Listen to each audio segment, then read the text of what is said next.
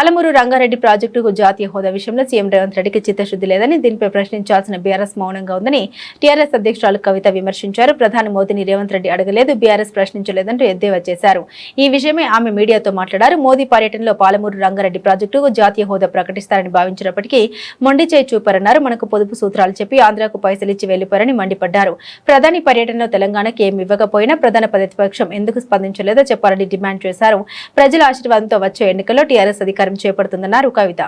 ప్రధానమంత్రి గారు తెలంగాణకు వచ్చి పొదుపు సూత్రాలన్నీ తెలంగాణకు చెప్పి పైసలు మాత్రం ఆంధ్రాకి ఇచ్చిరనేటటువంటి విషయాన్ని కూడా ప్రజలందరూ అనుకుంటున్నారనే విషయాన్ని ఈ సందర్భంగా భారతీయ జనతా పార్టీకి ప్రధానమంత్రి నరేంద్ర మోదీ గారి దృష్టికి కూడా తీసుకొస్తా ఉన్నాం. మరి ప్రధానమంత్రి గారు వచ్చిండ్రు, మహిళా బిల్లు మీద ఏమైనా చెప్తారేమో అనుకుంటే మహిళా బిల్లు మీద ఏం చెప్పలేదు. కనీసం మళ్ళీ రీఇంట్రొడ్యూస్ చేస్తాం, కనీసం సెన్సెస్ అయిపోయిన తర్వాత చేస్తామన్న విషయం చెప్పలేదు.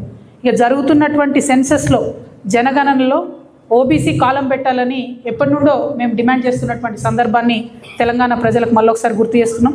ఇలా ఫస్ట్ ఫేజ్ అయిపోయింది, ఇండ్లను లెక్కించే ఫేజ్ అయిపోయింది. తర్వాత ఇప్పుడు ప్రజల్ని సపరేట్గా జనాభాను లెక్కించే ఫేజ్ వస్తుంది. కనీసం అప్పుడన్నా కులము, ఉపకులము, వారి యొక్క ఆర్థిక స్థితిగతులు, సామాజిక స్థితిగతులు అన్నీ కూడా లెక్కించే విధంగా ఖచ్చితంగా నిర్ణయం తీసుకోవాలని చెప్పి భారతీయ జనతా పార్టీని మేము డిమాండ్ చేస్తూ ఉన్నాం.